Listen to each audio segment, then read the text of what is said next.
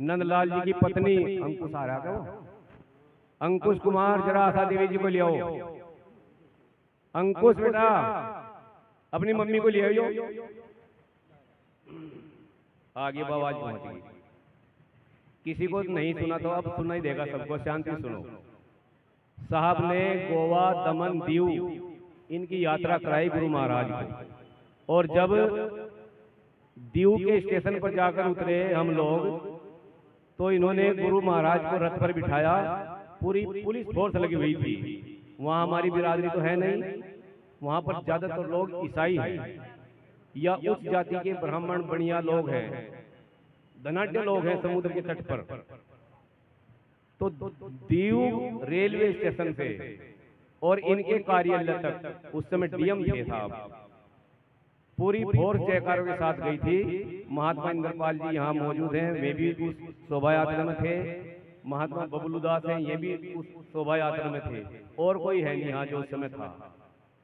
तो ऐसे साहब, ऐसे समाज को, हमारे समाज को ऐसे ऐसे अधिकारियों की जरूरत है। आशा देवी बहन जी आ जाओ।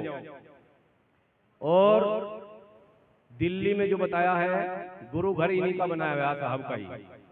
आज भी रविदास छात्रावास, हाँ, महिला मंडल जो हमारी सहारनपुर की है महिला मंडली, हंसने से काम नहीं चलने का। आ जाओ, हमारी बहन जी का स्वागत करेंगे। आ जाओ भाई, फोटो आ जाने दो भाई। जयकारा बोलो सतगुरु रविदास महाराज की, सतगुरु समनदास जी महाराज की, आज के महान सत्संग की सभी संतों की जय। बैठ जाओ।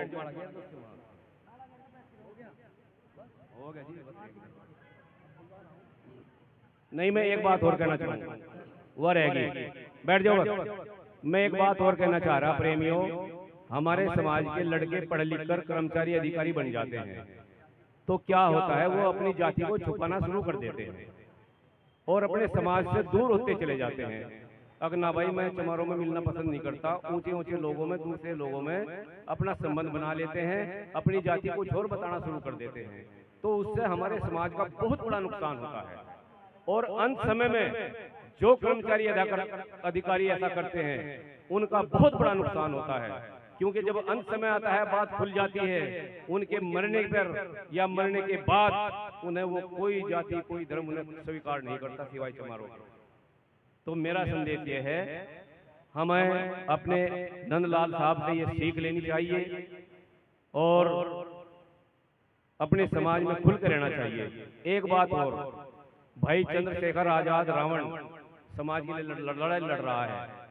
जब संकट में था मामला बहुत, जब उसे सरकार ने तिहाड़ जेल में बंद कर दिया, तो साहब अपना तुरंत काम छोड़कर तिहाड़ जेल में पहुंचे, क्योंकि साहब जो है तिहाड़ जेल के जेलर भी रहे पहले, और उन्होंने सारे सिस्टम को साहब ने ऐसा कंट्रोल किया, चंद्रशेखर की पूरी व्यवस्था बनाई साहब ने जाकर के वहां।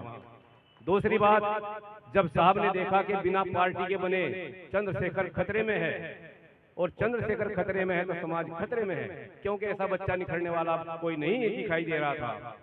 तो साहब ने, ये भीम आर्मी के चीफ मैनेजर हैं, इन्होंने आजाद समाज पार्टी का गठन किया।